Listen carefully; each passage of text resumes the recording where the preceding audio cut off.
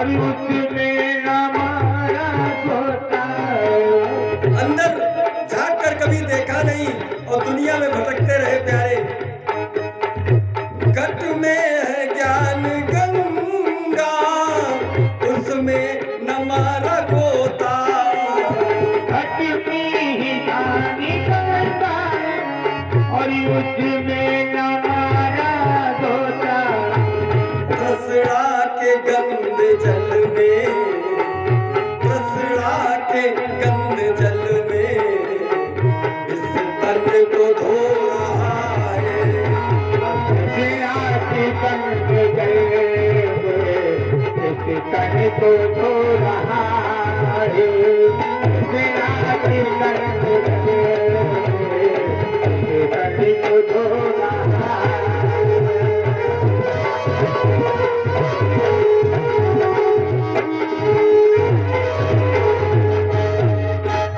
संसार सिंधु से तू क्या खाक पार होगा। संसार सिंधु से तू अरे क्या खाक पार होगा। संसार सिंधु से तू क्या खाक पार होगा। विषयों के बिंदु में जब, विषयों के बिंदु में जब ये बीज बो रहा है।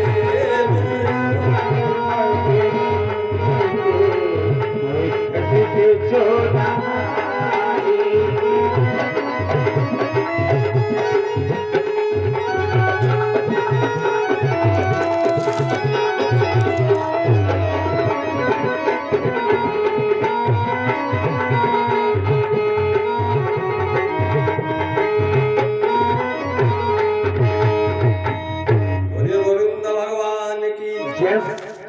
इस प्रकार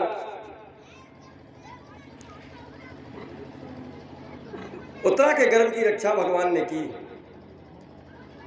और बुआ से कहा, कुंती इनकी बुआ है भगवान की, तो आज बुआ से कहा कि अब हम द्वारिका जाएंगे क्योंकि हमें हमारी माता पिता की याद आती है, वसुदेव और देवकी की याद आती है, इसलिए हम द्वारिका जाएंगे। द्वारका जाने का नंबर आया तो बुआ ने कहा भगवान आज नहीं तुम कल चले जाना, एक दिन और रुको कम से कम, क्योंकि भगवान जब जाने का नाम लेते हैं तो बुआ के पैरों के तले जमीन खिसक जाती है कि श्याम सुंदर चले जाएंगे, इनकी कृपा से ही हमारा आज ये जो 5 बालकों का परिवार है सुरक्षित है, इनकी वजह से ही हम ये इतना बड़ा महाभारत युद्ध जीते। कुंती को लगता है कि भगवान सदा यहीं रहे, जाए नहीं। प्रभु रुक गए। उसी रात दुर्योधन की रोने की आवाज, युधिष्ठिर की रोने की आवाज सुनी। युधिष्ठिर जी का कक्ष और भगवान का कक्ष अगल बगल था। रोने की आवाज को सुनकर के श्याम सुंदर युधिष्ठिर के कक्ष में दरवाजे को खटखटाया। युधिष्ठिर ने देखा कि रात में 2 बजे कौन आ सकता है। दरवाजा खोलकर देखा तो श्याम सुंदर खड़े हैं। युधिष्ठिर ने अपनी आंखों को पोंछा। कन्हैया ने पूछा दादा क्या बात है, रात में क्यों रोते हो। युधिष्ठिर कहने लगे क्या बताऊं श्याम सुंदर, जिस संपत्ति को ये जीता है हमने, जिस संपत्ति को जीतने के लिए हजारों माताएं गोद सूनी हो गई, जिनकी हजारों बहनें विधवा हो गई, ये खून से पृथ्वी लाल हो गई, आज उस संपत्ति का भोग करने वाला कोई नहीं है। अब हम इस जमीन का, इस बंजर जमीन का क्या करेंगे। फिर पछताए होत का जब चिड़िया चुन गई खेत। कन्हैया जी ने कहा देखो जो लोग मर गए उनके लिए तुम रो रहे हो, और जो मर रहे हैं उनकी चिंता नहीं तुम्हें। कौन मर रहा है? इतने दिनों से भीष्म आज 52 दिन से बाणों की सैया पर लेटे हुए हैं, और उनको देखने गए एक बार भी नहीं गए। तैयारी हो गई, सभी लोग सवेरे आज भीष्म की सेवा में गए। जहां भीष्म लेटे हुए हैं बाणों की सैया पर कुरुक्षेत्र में, कृष्ण है, पांचों पांडव हैं, द्रौपदी है, सब लोग, कन्हैया ने जाकर के प्रणाम किया। वैसे तो श्याम सुंदर भगवान है, तो प्रणाम क्यों किया? एक सूत्र है कि अभिवादनशीलस्य नित्यं वृद्धोपि सेविनाम चत्वारिस्तस्य वर्धन्ते आयुर्विद्या यशोबलम। अभिवादनशीलस्य, बड़ा हो चाहे छोटा, हम किसी को अगर प्रणाम करते हैं तो चार चीजें मुझे अपने आप मिल जाती। वो हमें आशीर्वाद दे चाहे ना दे, आशीर्वाद दे चाहे ना दे, प्रणाम के बदले चार चीजें बिना आशीर्वाद दिए ही मिल जाती। कौन कौन सी? आयुर्विद्या यशोबलम, आयु, विद्या, यश और बल। इसलिए भगवान इन सूत्रों को ध्यान में रखते हुए, मर्यादा को रखते हुए भीष्म को प्रणाम किया। भीष्म कहा, दादा, पांडव द्रौपदी के सहित आपसे आशीर्वाद लेने आए हैं और महाराज युधिष्ठिर आपसे राज्य चलाने की शिक्षा लेने आए हैं। क्योंकि अभी तक युधिष्ठिर राजा नहीं बने तो इनको राज्य चलाना नहीं आता। संतों के बीच में बैठकर, हजारों संत वहां विद्यमान है भीष्म की सेवा में, कि पर्वतो नारदो धौम्यो भगवान नारा बदरायणा बृहदस्रो भरद्वाजा स शिष्यो रेणुका सुता। हजारों संतों के बीच में लेटे हुए हैं बाणों की सैया पर भीष्म, और उसमें कौन कौन? रेणुका सुत वाले परशुराम भी है अपने शिष्यों के सहित।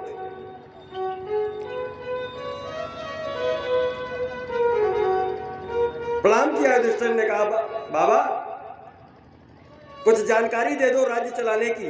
मैंने तो कभी राज्य चलाया नहीं, दुर्योधन को राज्य चलाना आता था। जानकारी दी कि दान धर्मान राज धर्मान मोक्ष धर्मान विभावशः स्त्री धर्मान भगवत धर्मान समास व्यास योग्यता। दान धर्म, राज धर्म, स्त्री धर्म, मोक्ष धर्म आदि कई धर्मों की जानकारियां दी। लेकिन जैसे ही स्त्री धर्म का नाम आया तो द्रौपदी को हंसी आ गई। पीछे खड़ी द्रौपदी हंस गई। भीष्म ने पूछा कि क्या बात है बेटी, क्यों हंसी? जब भीष्म ने पूछा क्या बात है बेटी, क्यों हंस दी, तो द्रौपदी तो कांप गई। दादा, हमें ऐसे ही आ गई हंसी। भीष्म कहने लगे कि तुम्हारी सास कुंती की कभी हिम्मत नहीं पड़ी मेरे सामने हंसने की। तुम हंसी हो, क्या कारण है? कुलीन परिवार की बहुएं बिना मतलब में न कभी हंसती हैं न कभी रोती हैं। बताओ। तो आज द्रौपदी कहने लगी कि आज आप स्त्री धर्म के बारे में बता रहे हो, तब ये धर्म नहीं जानते थे जिस समय तुम्हारे सभा में बैठे हुए और दुशासन मेरी साड़ी खींच रहा था। तब क्या तुम्हें ये धर्म नहीं पता था? भीष्म के नेत्रों में आंसू आ गए। भीष्म ने कहा, बेटी मानो उसी कर्मों का भोग मैं अभी भी भोग रहा हूं, और वो कर्म मुझसे क्यों हो गया? क्योंकि आहार शुद्धौ सत्य शुद्धौ, सत्य शुद्धौ ध्रुवा स्मृति। हमने दुर्योधन का अन्न खाया था और उस अन्न का प्रभाव था कि मेरी आंखों में पर्दा पड़ा था, मेरी वाणी मूक थी। प्यारे, किसी ऐसे आदमी का अन्न खाओगे तो ध्यान रखिएगा, ये वाणी गलत बोलेगी, मन विचलित होगा। आपको सतमार्ग पर नहीं ले जाएगा। हमारा भोजन सदा शुद्ध होना चाहिए, आहार शुद्ध हो, सत्य शुद्ध हो, सत्य शुद्ध हो। अच्छा, हम लोग भी कहते हैं जैसा खाओगे अन्न वैसा बनेगा मन, और जैसा पियोगे पानी वैसी बनेगी वाणी। भगवान का चरणामृत पियोगे सुबह उठ करके तो सीताराम सीताराम कहोगे। अब आगे हम नहीं बताएंगे क्या पियोगे क्या नहीं कहोगे, सब लोग जानते हैं। उसमें फिर गाली बकते लोग, अच्छी बात नहीं। खैर, आज भगवान भीष्म ने प्रभु को देखा, द्रौपदी को समझाया कि बेटी उन्हीं पापों का ये फल है, और भगवान को देखकर कहने लगे कि प्रभु हमें उस युद्ध भूमि की याद आ रही है कि सैन्योर अवयो मध्य रथम स्थापेन अच्युतः। जिस समय अर्जुन का रथ हाँक रहे थे आप, अर्जुन पीछे बैठा था गांडीव लिए, दोनों तरफ सेनाएं खड़ी थीं, इधर कौरव इधर पांडवों की सेना, और अर्जुन ने कहा रथम स्थापेन अर्जुन सैन्यो रवियो मध्य, दोनों सेनाओं के बीच में मेरा रथ ले चलो। और प्रभु आप दोनों सेनाओं के बीच में जब अर्जुन का रथ लेकर के आए, उस समय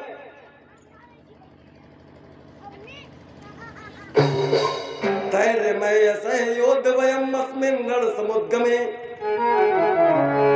आप स्वयं एक योद्धा होते हुए भी आपने मुझे देखा, मेरी ओर भी देखा, और मुझे ये पता लगा कि आपने प्रतिज्ञा की है मैं युद्ध में अस्त्र शस्त्र नहीं उठाऊंगा। ये भगवान ने प्रतिज्ञा की थी। तो उसी समय भीष्म कह रहे हैं आज बाणों की सैया पर लेटे हुए, प्रभु उसी समय मैंने भी प्रतिज्ञा कर ली कि मैं भगवान को अस्त्र शस्त्र उठवा दूंगा। आपने गीता का उपदेश किया, आत्मोपदेश किया कि नयनम छंदम शस्त्राणि नयनम दाति पावका न चैनम क्लेदियं तापो न शोषयत मारुता। गीता में जो आत्मोपदेश किया, लेकिन हमने भी जब जिस समय भीष्म ने बाणों की वर्षा की, उस समय अर्जुन की हिम्मत नहीं थी उन बाणों का सामना कर लेते। क्यों? क्योंकि स्वयं त्रिलोकीनाथ उस रथ पर विराजमान थे, हनुमान जी झंडा के ऊपर बैठे थे, विराजमान थे, शेषनाग रथ के पहियों को पकड़े थे, तब भी भीष्म का बाण जिस समय आता था उस समय रथ एक हाथ पीछे हट जाता था। कितनी शक्ति होगी, विचार करो। जहां स्वयं हनुमंतलाल जिस रथ के झंडे पर विराजमान हो, गीता श्रवण की हो, इतनी शक्ति के बाद में भीष्म ने कहा भगवान कि गिरधर की अगर प्रतिज्ञा है मैं अस्त्र को नहीं उठाऊंगा, तो मेरी भी यही प्रतिज्ञा है मैं हरि को शस्त्र कहाऊंगा।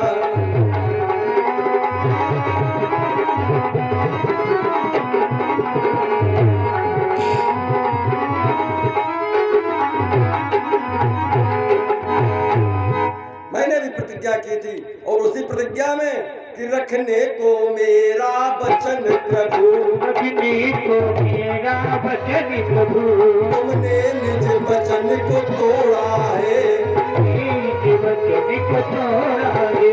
बस उसी समय मैं समझ गया, उसी समय में समझ गया, अब हरि ने नाता जोड़ा है, अब हरि ने नाता जोड़ा है, अभी हरि ने नाता जोड़ा है। उसी समय में समझ गया, अब हरि ने नाता जोड़ा है, हरि ने नाता जोड़ा है। भीष्म कहते हैं कि जिस समय आपने प्रतिज्ञा की उसी समय मैंने भी प्रतिज्ञा कर ली, आज जो हरि न शस्त्र कहाऊं, तो लाजू गंगा जननी को शांतनु सुत न कहूं। और मेरी प्रतिज्ञा का मान रखने के लिए प्रभु आपने अपनी प्रतिज्ञा तोड़ दी। ऐसा नहीं है कि आप मुझे मार नहीं सकते थे, आप बिना अस्त्र उठाए ही अर्जुन के उपदेश कर देते और हम मारे जाते, लेकिन मेरी प्रतिज्ञा का मान रखने के लिए प्रभु आपने अपनी प्रतिज्ञा तोड़ दी। कभी लिखता है कि प्रबल प्रेम के पाले पड़कर प्रभु को नियम बदलते देखा। प्रबल प्रेम के पाले पड़कर प्रभु को नियम बदलते देखा। प्रबल प्रेम के पाले पड़कर प्रभु को नियम बदलते देखा। प्रबल प्रेम के पाले पड़कर प्रभु को नियम बदलते देखा। खुद का मान टले टल जाए पर भक्त का मान न टलते देखा। खुद का मान टले टल जाए भक्त का मान न टलते देखा। खुद का मान टले टल जाए भक्त का मान न टलते। जिनकी केवल कृपा दृष्टि से, भगवान की कृपा से केवल, जिनकी केवल कृपा दृष्टि से सकल सृष्टि को पलते देखा। जिनकी केवल कृपा दृष्टि से सकल सृष्टि को पलते देखा। उनको गोकुल के गोरस पर, उनको गोकुल के गोरस पर सौ सौ बार मचलते देखा।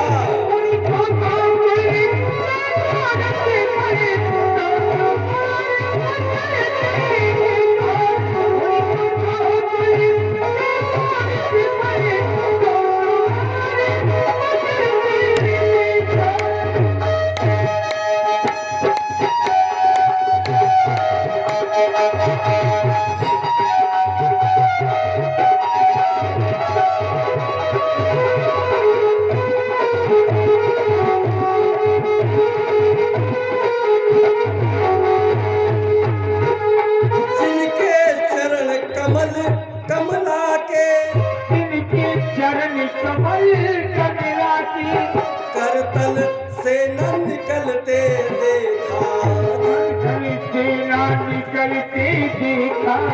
उनको ब्रज करील कुंजन में, उनको ब्रज करील कुंजन में कंटक पथ पर चलते देखा।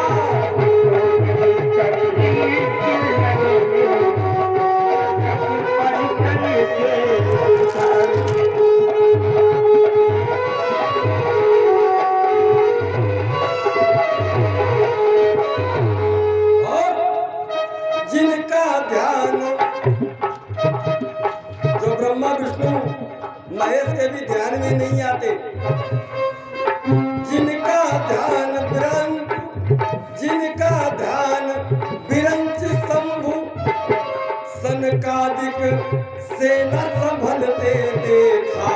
जिनका ध्यान शंभु विरंच सनकादिक से न संभलते देखा। उनको उनको उनको बाल सखा मंडल में लेकर गेंद उछलते देखा। उनको सखा मंडल में लेकर गेंद उछलते देखा। बाल सखा मंडल में लेकर गेंद उछलते।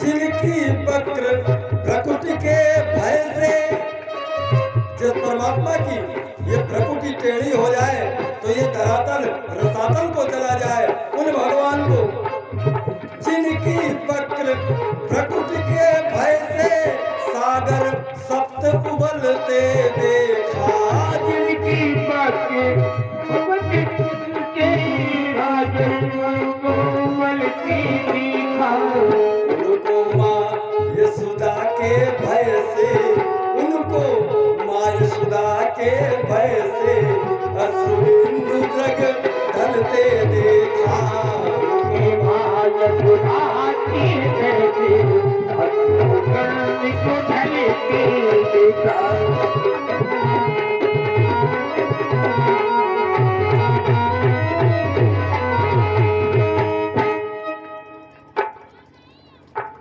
जिनकी भ्रकुटी के भय से सागर सप्त उबलते देखा, उनको माँ यशोदा के भय से अश्रु बिंदु द्रग ढलते देखा।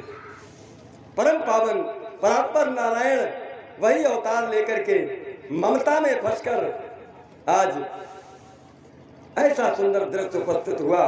भीष्म ने वो समय याद किया और याद करते करते करते करते कृष्ण को निहारने लगे। अर्जुन से कहा हट जाओ, क्योंकि अब मेरा अंतिम समय है और अंतिम समय हम और हमारा प्रभु दो ही सामने होना चाहिए, तीसरा नहीं। मरने के समय अकेला छोड़ दो। जब जीव अकेला होगा तो ये शरीर छोड़ने में आनंद मिलेगा, और हम लोग अकेला छोड़ नहीं पाते। हम लोग क्या करते हैं, परिवार बुला लो, बहू बेटे बुला लो, रिश्तेदार बुला लो, अब सांसें चल रही हैं और बोले नहीं पा रहे हैं। मरने वाला व्यक्ति न बोल पा रहा न देख पा रहा। 3 दिन पहले से बोल बंद है, मोह में फंसा है, कानों में आवाज जा रही मेरे परिवार वाले मुझे याद कर रहे, न वो देख पाता है न बोल पाता है। ये शरीर जिस समय छूटता है जीव की ये स्थिति होती है। तब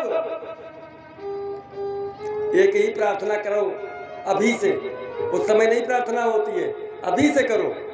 और कुछ लोग तो करते ही हैं, और कुछ लोग आज से शुरू करें और मेरे साथ करें कि इतना तो करना स्वामी। पूजा का फल केवल इतना ही फल, और कुछ मांगो नहीं भगवान से, मांगो केवल इतना ही प्रभु कि इतना तो करना स्वामी, जब प्राण तन से निकले इतना तो करना स्वामी,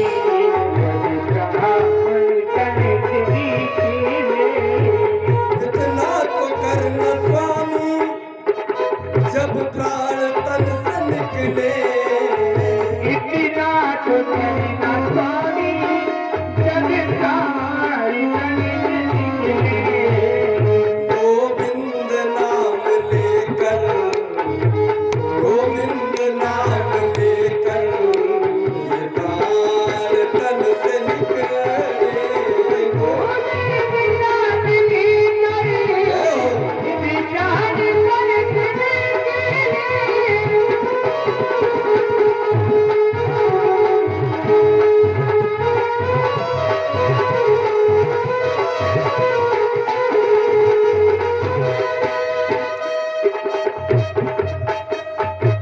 श्री गंगा जी का तट हो, यमुना का वंशीवट हो, श्री गंगा जी का तट हो और यमुना का वंशीवट हो, मेरा सावड़ा निकट हो। ये परिवार, ये बच्चे नाती पोते बहुएं ये ना हो हमारे पास, क्योंकि मोह बढ़ेगा, मोह बढ़ेगा तो प्राण को निकलने में कष्ट होगा।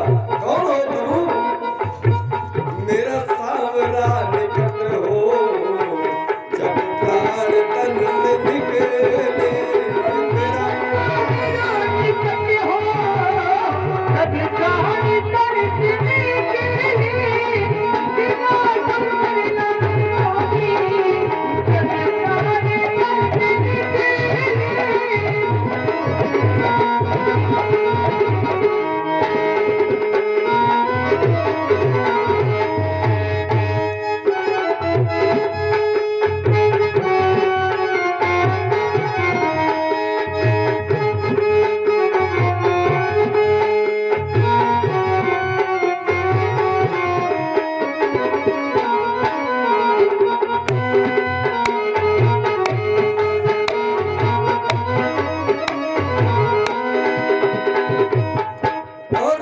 मानो भीष्म कह रहे हैं भगवान, सिर सोहना मुकुट हो, मुखड़े पे काली लट हो। सिर सोहना मुकुट हो और मुखड़ी की काली लट हो। सिर सोहना मुकुट हो, मुखड़े पे काली लट हो। सिर सोहना मुकुट हो और मुखड़ी की काली लट हो। तेरा ध्यान मेरे घट हो, क्या हो? तेरा ध्यान मेरे घट हो, जब प्राण तन से निकले।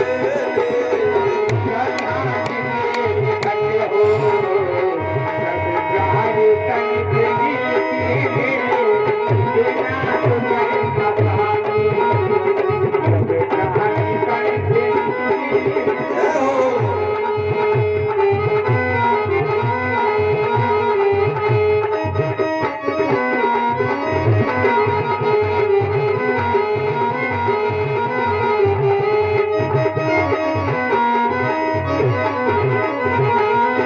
और श्री वृंदावन का थल हो, और अगर वृंदावन का थल ना हो तो वृंदावन जाओ आप लोग और वहां की रज ले आओ। रज वृंदावन के रज का ही महत्व है।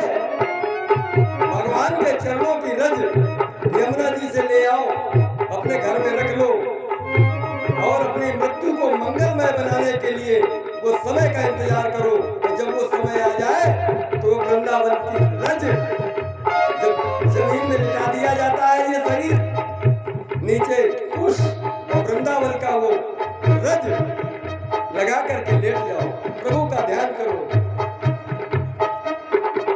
श्री वृंदावन का थल हो और मुख में तुलसी दल हो। श्री वृंदावन का थल हो और मुख में तुलसी दल हो। श्री हरि चरण का जल हो। गंगा मैया अपना मुंह खोलो, पावन मानते हैं आप लोग, सब जानते हैं। श्री हरि चरण माने गंगा जी। श्री हरि चरण का जल हो, जब प्राण तन से निकले।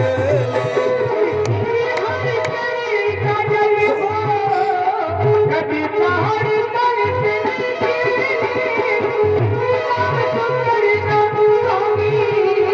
कभी पहाड़ तर से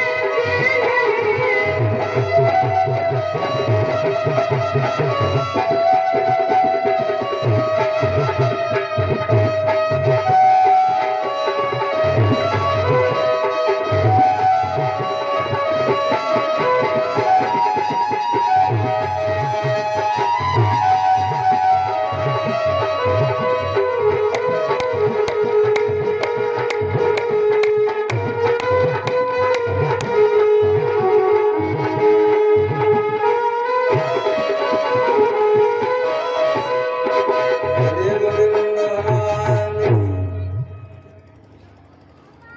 इतमत रूप कल्पता वितृष्णा, भगवती स्वात्वद पुंगवे विभूमि। स्वसुख मुपगते क्वचित् हर्तुं, प्रकृति मुपेयुषि उद्धव प्रवाह। भीष्म कहते हैं भगवान मेरे सन्मुख आओ और एक काम कर दो, एक कृपा कर दो मेरे ऊपर। क्या कृपा कर दें? भीष्म कहते हैं एक मेरी बेटी है, उसका विवाह आप अपने चरणों से करना। उसका विवाह उसको अपने चरणों में लगा लो। अर्जुन ने कहा बाबा तुम्हारा तो विवाह नहीं हुआ, बेटी कहां से आई? भीष्म ने अर्जुन को डांटते हुआ कहा बस संसार के रिश्ते बंद, अब कोई सवाल नहीं, कोई जवाब नहीं, मेरी और भगवान की बात हो रही है। श्याम सुंदर समझ गए कि मेरी बेटी कौन है। इतिमति रूप कल्पता भी तृष्णा, प्रभु ये मेरी मति रूपी मेरी बेटी है, ये बुद्धि है ना मेरी मति, ये मेरी बेटी है। मानो ये मेरी मति वितृष्णा, अब इसमें कोई तृष्णा नहीं बची, कोई कामना नहीं है। अब इस मेरी मति को अपने चरणों में लगा लो, इतनी कृपा कर दो भगवान। आज भगवान श्याम सुंदर ने भीष्म की ओर निहारा, भीष्म ने श्याम सुंदर की ओर निहारा, और निहारते निहारते निहारते निहारते सूर्य उत्तरायण हुए, जिसका इंतजार था भीष्म को, और उत्तरायण होते ही भीष्म ने अपने प्राणों का त्याग किया। बोलिए गोविंद भगवान की जय। अपने प्राणों का त्याग कर दिया, लौट करके अपने घर आए, और दूसरे दिन भगवान श्याम सुंदर द्वारिका के लिए चले। द्वारिका चले, बुआ से कहा मुझे जाना है, तो सब लोग भगवान से आशीर्वाद लेने आए। सबने एक एक करके भगवान से कुछ ना कुछ मांगा। भगवान ने कहा मुझे मांग लो, आज मुझसे मांग लो। तो सबने मांगा, पूरे पांडवों ने, द्रौपदी ने, सुभद्रा ने, ये कृष्ण की बहन है। जब सुभद्रा मांगने गई तो कुंती को ये लगा कि कहीं ये धन दौलत ना मांग ले भगवान से। भगवान से सबने एक ही बात मांगी, प्रभु कि मेरा मन आपके चरणों से कभी दूर ना हो, मेरे हृदय में सदा आपके लिए प्रीति रहे, और मेरी यादों में सदा आप रहे, ये संसार ना रहे। अंत में बुआ कुंती से भगवान ने कहा, बुआ सबने कुछ ना कुछ मांगा है, तुम भी कुछ मांग लो। बुआ ने कहा, भगवान हम क्या मांगे, और देना ही चाहते हो अगर तो ऐसे झोली फैला दी, लाला मेरी झोली में तू दुख डाल दे। क्यों दुख डाल दूं बुआ? इसलिए दुख डाल दे कि जब जब मेरे ऊपर दुख पड़ते हैं तब तू आता है?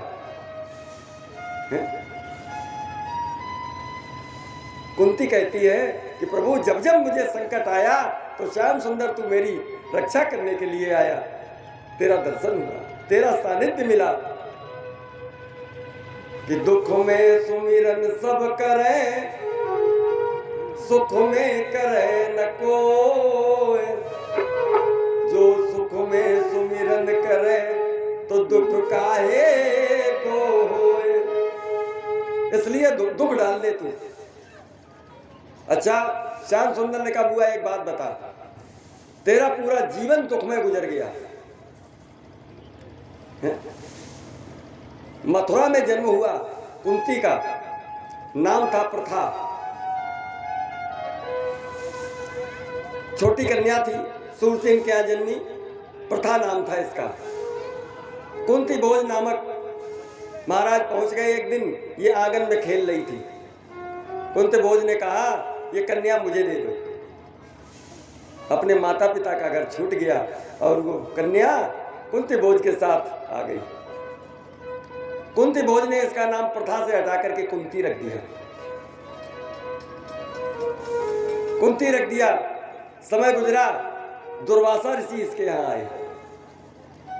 इसने बड़ी श्रद्धा से दुर्वासा ऋषि की सेवा की, बहुत सेवा की। जब दुर्वासा ऋषि जाने लगे तो इससे कहा, बेटी तूने मेरी बहुत सेवा की है, मैं तुझे एक वरदान देता हूँ। क्या वरदान दिया? ऐसा वरदान दिया जो आज दिन तक किसी को मिला नहीं। कितना भी तपस्या क्यों न की हो, ऐसा वरदान नहीं मिला। दुर्वासा ऋषि ने वरदान दिया कि जिस समय जिस देवता को तू चाहेगी उसका आवाहन करेगी, वो देवता तुरंत प्रकट हो जाएगा तुम्हारे सामने। ऐसा वरदान किसी को आज दिन तक नहीं मिला। वरदान देकर के दुर्वासा ऋषि चले गए। एक दिन की बात है, स्नान करने के बाद में सूर्यार्घ दिया तो इसके मन में वो वरदान याद आ गया। इसको ये लगा कि लाओ वरदान का परीक्षण कर लें। तो सूर्य भगवान की ओर देखा और मानो कह दिया हो कि सूर्य भगवान प्रकट हो जाओ। सूर्य भगवान प्रकट हो गए, अपने तेज को अपने अंदर समा करके प्रकट हो गए। चारों तरफ चमक ही चमक। कुंती कांप गई, अकेली थी, कांप गई। कांपते हुए देखा तो सूर्य भगवान को ये लगा बिना कुंती के बोले ही सूर्य भगवान ने वरदान दे दिया। पुत्रवती भव। जो ये कहा पुत्रवती भव, कुंती पैरों पर गिर गई, भगवान मैं तो अभी कुंवारी हूं। तो आपने पुत्रवती भव कह दिया। भगवान ने कहा चिंता मत करो, तुम्हें पुत्रवती होने का दोष नहीं लगेगा।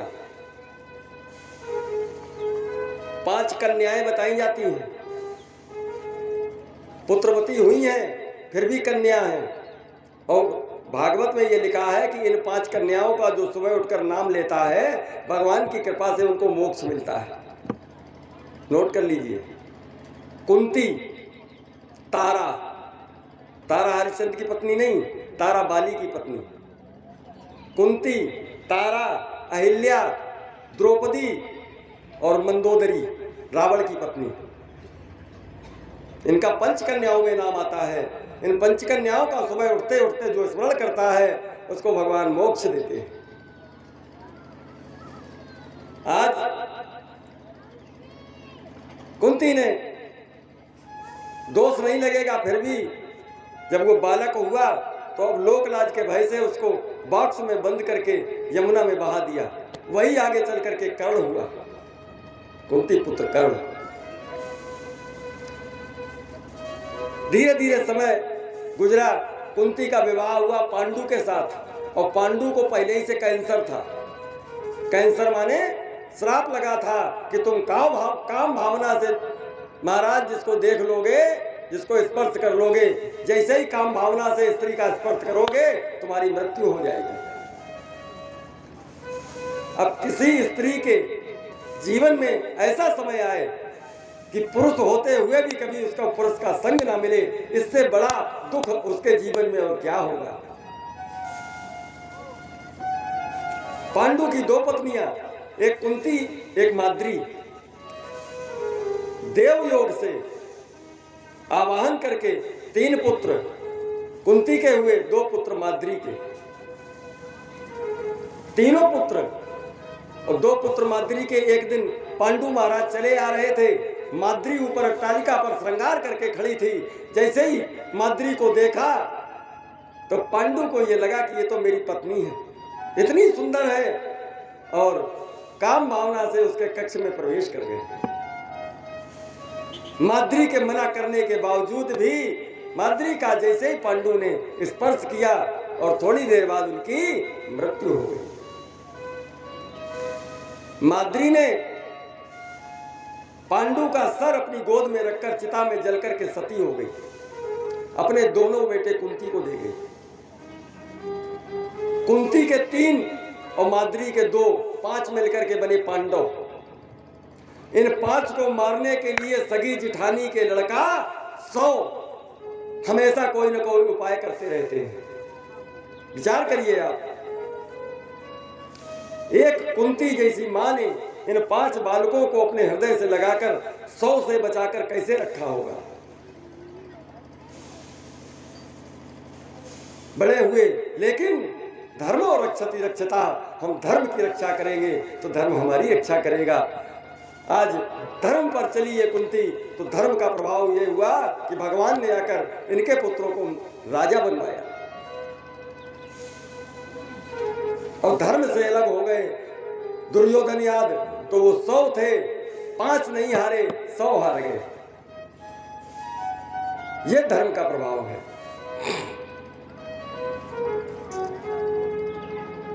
कुंती से कहा भगवान ने कि प्रभु, कृष्ण कहते हैं बुआ तो दुख ना मांग, जब चाहेगी मैं आ जाऊंगा द्वारिका से। तो कुंती कहने लगी प्रभु कि विपदो नैव विपदा, संपदो नैव संपदा, विपत्ति विस्मरणम विष्णु, संपत्ति नारायणम विस्मृति। हमारे लिए सबसे बड़ी विपत्ति क्या है? हम भगवान को भूल जाएं। इससे बड़ा दुख, इससे बड़ी विपत्ति कोई नहीं। सत्य यही है, हम भगवान को भूल जाएं, इससे बड़ी विपत्ति कोई नहीं। यही बात कुंती कह रही है। और भगवान हमें सदा याद बना रहे, इससे बड़ी दौलत कोई नहीं। विपदो नैव विपदा, संपदो नैव संपदा। विपत्ति विस्मरणम विष्णु। विपत्ति कब है? जब हम भगवान को भूल जाएं। और हम धनवान कब हैं? संपत्ति नारायणम स्मृति। संपत्ति तब है जब भगवान हमें याद आवे। और सुंदरकांड में हनुमान जी कहते हैं, हम लोग सुंदरकांड का पाठ करते हैं, उसमें हनुमान जी कहते हैं कि कहे हनुमंत विपत्ति प्रभु सोई। कहे हनुमंत विपत्ति प्रभु सोई। कहे हनुमंत विपत्ति प्रभु सोई। कहे हनुमंत विपत्ति प्रभु सोई। जब जब सुनी